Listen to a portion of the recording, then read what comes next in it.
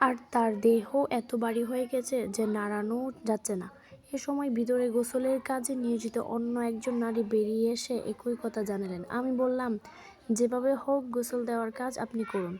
গোসল দেওয়া এবং কাফন দাফন পরিধান করার পর মহিলা বের হয়ে এসে বললেন, এবার আপনার লাশ কবরস্থানে নিয়ে যান। বিশ্বাস করবেন কিনা জানি না, মহিলার লাশ এত ভারী ছিল যে আমরা 11 জন পুরুষ খাটিয়ে তুলে সেই মহিলার লাশ কবরস্থানে নিয়ে গেলাম।